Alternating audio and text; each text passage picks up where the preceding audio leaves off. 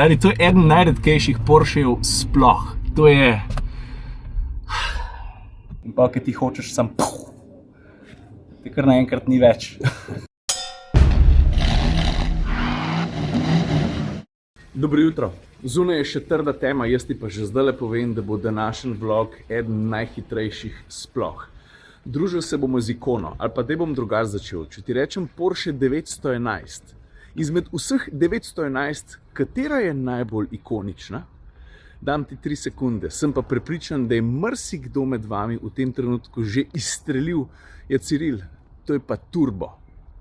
Ja, veš, da se kar strinjam. Začeli bomo pa takole. Za 911 turbo je znano, da zna mogoče celo najboljš na svetu združiti warp speed z vsakodnevno uporabnostjo. Poglej, avtomobili so pripravljeni, ampak pejmo počas, ker ti bom danes povedal, pokazal, pa tudi preizkusil zelo veliko. Zakaj zelo veliko? Zato, ker je 992.2 naredil tolkenih sprememb v smeri ne samo večje učinkovitosti, ampak tudi večje hitrosti. Danes gremo na Ascari, na enega najboljših zasebnih dirkaških kompleksov, lahko rečem kar na celem svetu. No, naj se ta dan zgodi. No tako, za mano s kolegom je prvih, dajmo reči, 100 km v kabriolet verziji in to s športnim paketom, kar v osnovi za samo vožnjo ni ključno, je pa bistveno za estetiko avtomobila. Do tega trenutka sem sedel za volanom. Nimam zelo veliko izkušenj s predhodnikom, torej z 992.1, ampak kolega na moji levi jih pa ima. Pa bom najprej povedal, kaj si on misli. Ta prvi občutek, ko se je usedel za volan, je rekel, aha, krmiljenje je boljše, bolj povedno, bolj natančno. Turbo vseeno je malo težji, po novem je hibrid, je 90 kg težji. Ta je še kabriolet, kar pomeni, da moramo prešteti dodatno težo mehanizma. Sprav tono 800 pa drobiš, če se ne motim, ta avto ni lahek. Je pa izjemno hiter in ne glede na to, da gre za v tem primeru najbolj komfortno varianto, moram reči, da to ni vzel niti enega promila pri občutku, da sem lahko pelil zares hiter skozi zavoje, zaviral zares pozno. In tele ceste, po katerih vozva na poti proti dirkališču Ascari, zares niso idealne. Lepo so zavite, ampak moram reči, da sem ne samo presenečen, ampak kar navdušen. Nisem pričakoval takšne stopnje performansa od tega avtomobila že na tej točki. Kaj se bo zgodilo na pisti, pa ne vem. Pa preden gremo na pisto, seveda se posvetimo še vsem tehničnim spremembam pa razlikam, ki so turbo doletele. Sprav za zdaj, pa tudi sound je dobro, slišiš.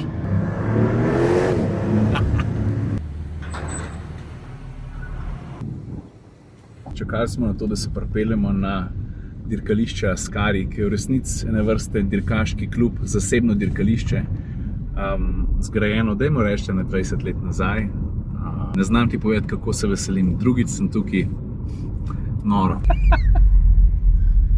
Deca je čist jebal, je rekel, da je videl tamle Leichtbauma, to je... Leichtbaum. Je rekel, zdaj grem pa v maline. Ok, zapeljmo ta vlog naprej. Zdaj smo na Ascariju. Če želiš vedeti več o rumenem Porscheju za mojim hrbtom, gre za 964 Turbo S Leichtbau, za enega najredkejših Porschev sploh vseh časov.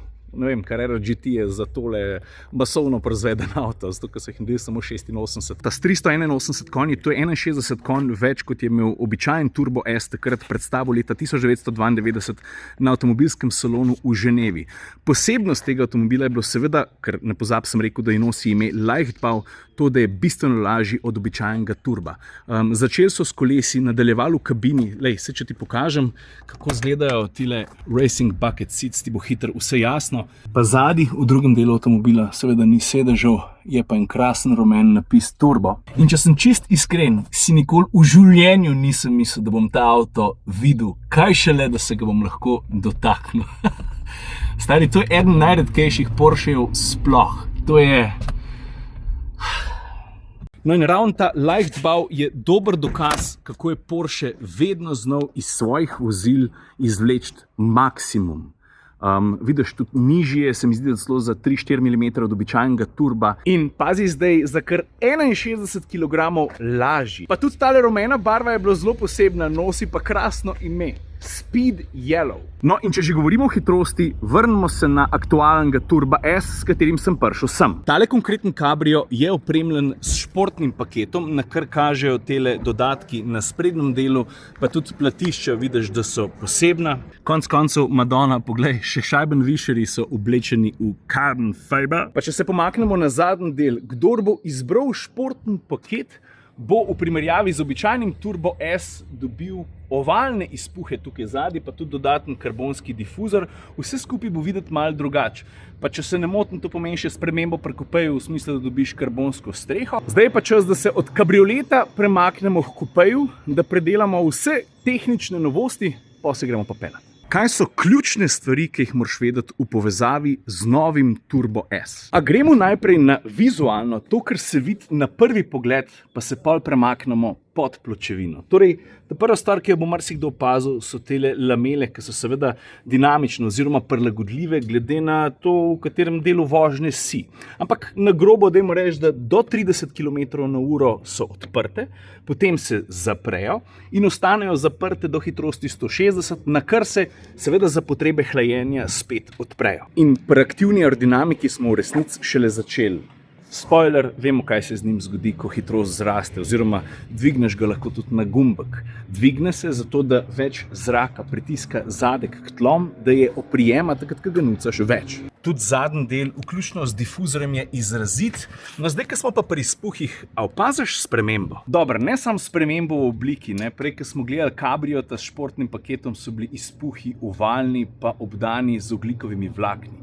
Tudi, če pogledaš zadek Turba S, takole na hitrco vidiš, da sta izpuha pomaknjena bistveno bolj navzven, kakor smo bili vajeni do zdaj pri 992.1. A veš zakaj? No, zdaj pridemo pa do bistva. Ker ne glede na to, katere spremembe je Porsche vse vpeljal, da ta avto zrak reže bolj učinkovito, do 10% bolj učinkovito, je največja sprememba v resnici njegov motor. Pa dajmo takole začeti. Daj probi ugant, koliko skupnih točk ima motor prejšnjega turba s ta novim. Reči eno cifro. A ti povem? 1. Injektorji, ti so ostali enaki. Torej, vbrizg goriva je zaupan enaki komponenti. Vse ostalo, motor je popolnoma nov. Je bistveno nižji za 110 mm. Stari, to je 11 cm. Motor ni več tako, ampak je tako. A veš, kaj to pomeni za težišče? Kakšne boljše izhodišče je to, pa do električnih turbov vsak na eni strani sklopa sploh še prišli nismo. Ne znam ti povedati, kako sem to čutil že na poti do dirkališča, kako odziven je avto. Ne bom rekel, da gre za telepatijo, ampak stari po mojem smo blizu. A veš, električen turbo pomeni to, da elektromotor, ko upravlja dvojno funkcijo, skrbi, da je turbina ves čas na nekih določenih vrtljajih, mimogrede zavrti se lahko do 140 000 vrtljajev, in ko se ti odločiš gazdati, se potisk, se pospešek zgodi takoj. Zgodi se toliko hitro, da če sem čisto iskren, te lahko fejst preseneti. In še dobro, da je krmiljenje tako odzivno, ker potem vse skupaj v nekem sozvočju ali pa, dajmo reči, holistično sledi cilju tega avtomobila. To je pa ne samo biti vsakodnevno uporaben, ampak biti tudi ekstremno hiter. Jaz mu rečem, da je sposobno zagotoviti warp speed v warp času. Takoj. Pa ostanemo še malo pri srcu, pri motorju. Porsche je najprej rekel, po moje bomo imeli 710 konjev, potem so pa naredili eno drobno spremembo, ki je pa, kar se mene tiče, zelo simpatična in pomembna. A ti veš, katero klicno številko ima Stuttgart? 711. Pa so rekli, to se pa dobro sliši. In zato ima ta nov turbo 711 konjev. Ljudje, ki so odgovorni za ta motor, so, petrolheadi po srcu. Ti bom samo en primer povedal. Glavni inženir, ki se s turbom ukvarja že 10 let in pol, je dobil navdih, da bi postal inženir in se skozi celo življenje ukvarjal z motorji. Navdihnila ga je, pazi zdaj, Carrera GT. Svoj doktorat je naredil pri BMW-ju in zdaj že 10 let pa pol dela pri Porscheju in skrbi za to, da je turbo to, kar je in da bo to tudi ostal. Včeraj za mizo pri večerji nismo uspeli iz njega kaj dosti zvleči, ampak rekel je pa to, kar je mene razveselilo in pomirilo. Je rekel iz njegovih ust, rekel je, bencinski motor ne gre nikamor in za turba imamo še veliko idej, ker seveda inženirji pri Porscheju že pripravljajo naslednjega. Ampak zdaj smo tukaj. V primerjavi z pika 1 pospeši ne od 2,7, ampak od 2,5 sekunde do 100.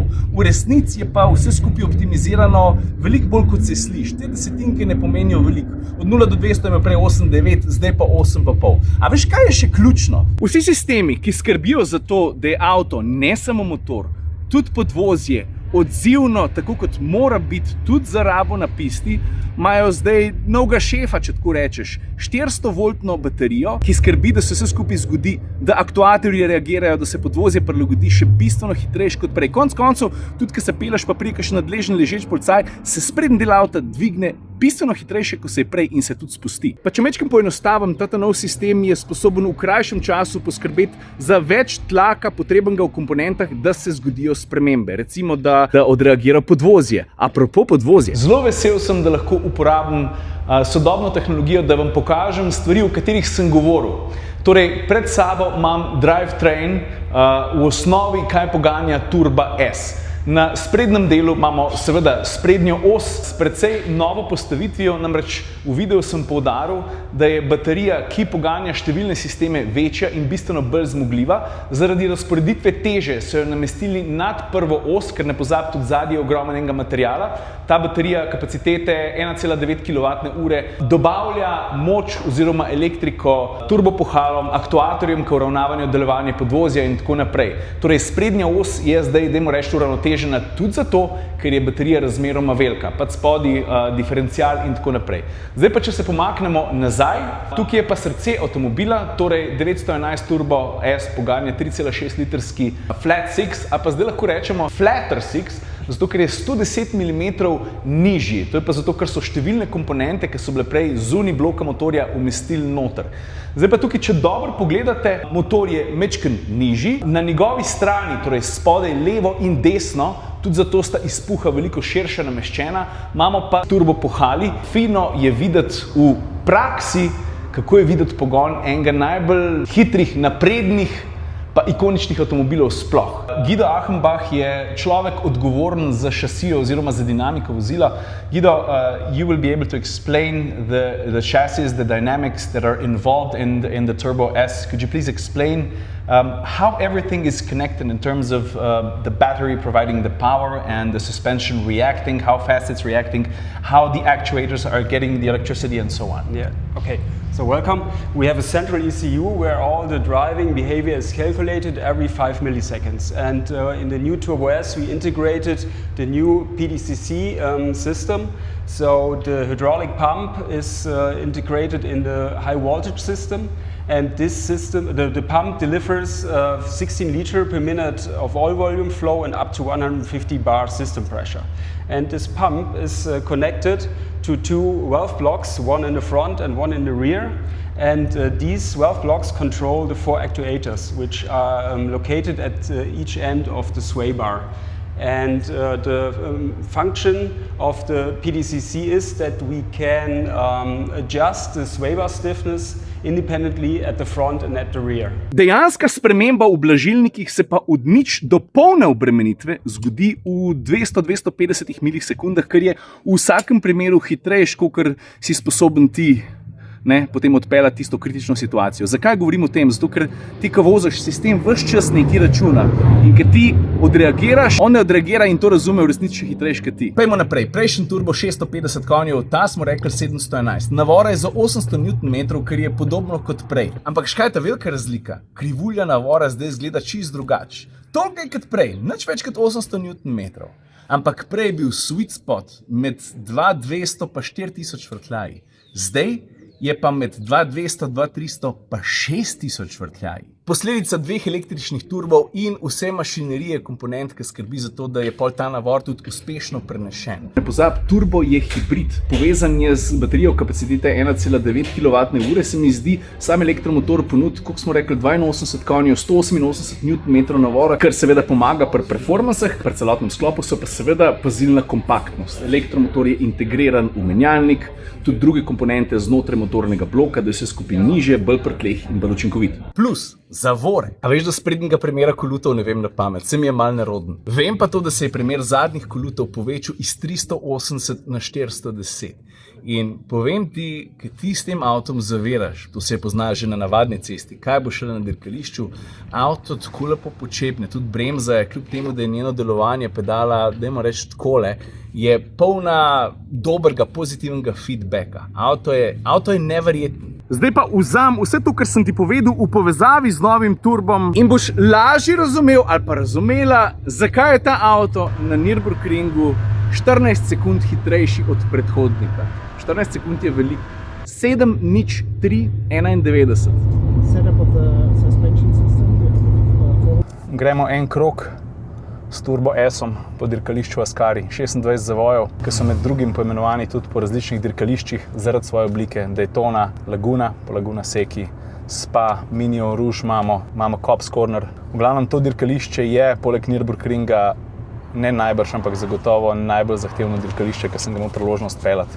Pa tudi najbrž najlepše. Krasno se dopolnjujejo tehnični počasnejši pa tehnični hitrejši deli in noben del steze ni narejen na približen. Govorim o tem, da ni ovinkov, kjer bi si lahko vzel malo lufta pa zadihal. Drive, Sport Plus.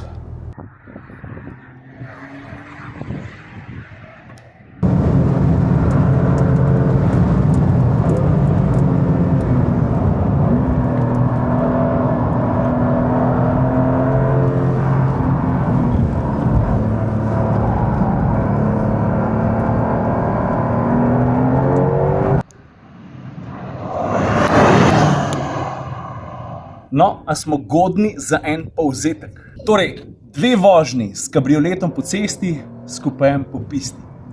Kaj bom s sabo odnesel? To, da se je turbo kot avto totalno spremenil.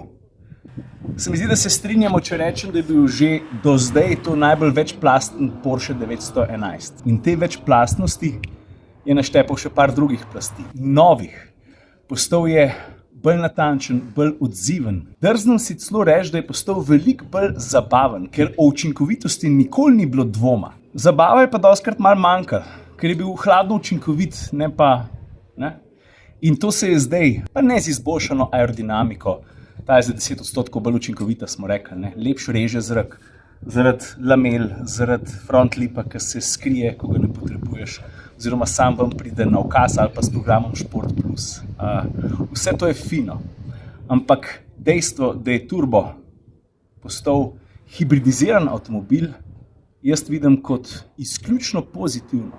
Elektromotor združen z 8-stopenjskim menjalnikom preskrbi švoh 200 Nm navora, pa koliko smo rekli, 82 konjev. Pa nova električna podpora, 400-voltni sistem, ki vse, vključno z stabilizatorji, aktuatorji, ki so povezani z drugimi sistemi, z podvozjem, z blažilniki, pohitri.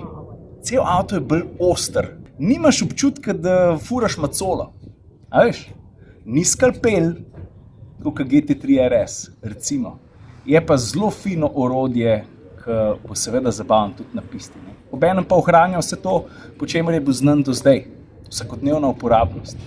Zares je takšnega upgrada, tudi zaradi motorja, ne pozab, 3,6 litra, 711 konjev, navora kolikor češ, pa 2 električna turbopuhala, ki sta neverjetno odzivna, zato ker pač štrom skrbi, da se lopatice vrtijo skozi.